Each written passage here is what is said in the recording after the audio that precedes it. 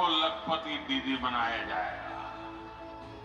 इसका लाभ असम की मेरी हजारों लाखों बहनों को भी जरूर होने वाला है।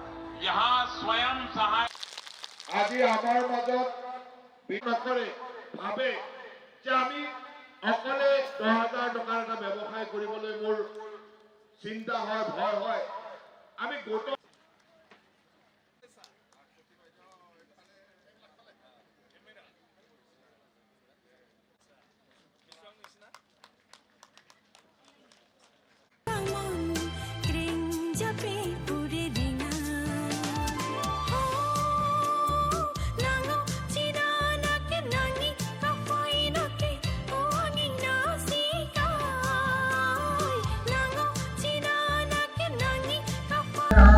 मराठा द्राविड उत्कल बंगा गंगा उज्जल जलधि तरंगा तव शुभ नामे जागे जनदायक जय हे भारत भाग्य विधाता जय।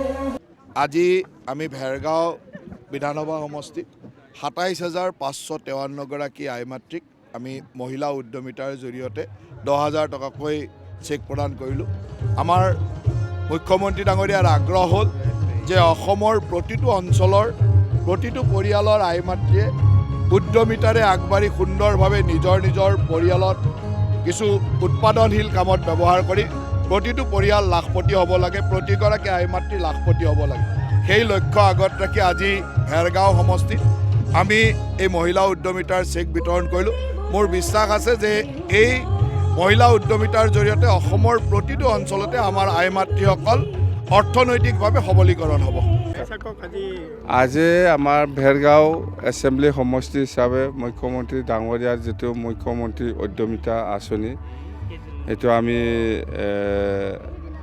27,000 বেনিফিচিয়াৰীসকলক লৈ যিটো চেক বিতৰণ হ'ব, ইয়াত আমাৰ অসমৰ কেবিনেট মন্ত্ৰী আমাৰ জয়ন্ত মল্ল বৰুৱা ডাঙৰীয়া আহিছে আৰু অসমৰ স্পীকাৰ বিশ্বজিৎ দিৱাৰী ডাঙৰীয়া আছে আৰু আমাৰ চৰণ বড়ো ডাঙৰীয়া অসমৰে কেবিনেট মন্ত্ৰী আছিল, চবেই আছিল আৰু দুৰ্গা দাস বড়ো ডাঙৰীয়াও আছিল। খুব ভাল লাগিল। মুঠতে গোটেই অসমৰ 126টা সমষ্টিত মুখ্যমন্ত্ৰী যিটো মধ্যমিতা যিটো আঁচনি, এই আঁচনিৰ দ্বাৰা আমাৰ আই মাতৃসকলে নিশ্চয় বেনিফিট হ'ব, এইটো মই আশা কৰিছোঁ।